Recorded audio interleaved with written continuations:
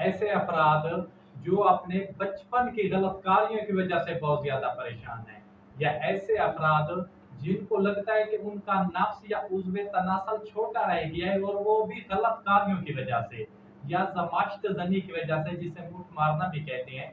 तो इसका कोई ऐसी तरकीब बता दें, बहुत सारे कमेंट्स थे, जिसकी वजह से जो हमारा उज़्व तनासल है उसमें जो टेढ़ापन आ चुका है वो सीधा हो जाए, या उसमें थोड़ी बहुत जितनी मुमकिन हो सके ग्रोथ हो जाए। तो उसके लिए मैं सिर्फ आपको दो चीजें बताने वाला हूँ, इंशाल्लाह इंशाल्लाह। एक तो आप उससे आपके उसमें तनासल की खासतौर जो रगे हैं उसमें जो खून की रवानी है वो बेहतर हो जाएगी, और उसमें वो उसका जो टेढ़ापन है वो सीधा हो जाएगा। और ये ज्यादातर उसकी वजह से होता है, गलत कार्यों की वजह से, या कम उम्र में जो लोग बहुत ज्यादा हाथ का इस्तेमाल करते हैं, जबरदस्ती करते हैं, या गलत कार्यों में पड़ जाते हैं, या दूसरी साइड पे गलत जो मूवीज हैं उनको देखते हैं, उसकी वजह से उनके जो मसल्स होते हैं वो मतलब ढीले हो जाते हैं, उनमें जो खून की रवानी होती है वो सुस्त हो जाती है, जिसकी वजह से आगे जाकर उनको बहुत ज्यादा शर्मिंदा होना पड़ता है, हत्ता कि वो शादी के नाम से भी डरते हैं।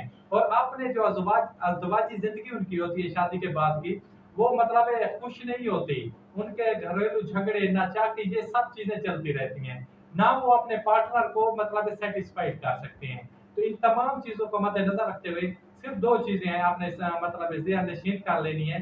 नंबर वन पे क्या करते हैं, बड़ी इलायची लेनी है, कितनी, सिर्फ एक इलायची, और उसके दाने लेने हैं बड़ी इलायची के। इसके साथ आपने लेने हैं बादाम, कितने, 10 अदद। और इसके साथ आपने 1 चम्मच लेने काले तिल का जो बीज होता है, काले तिल।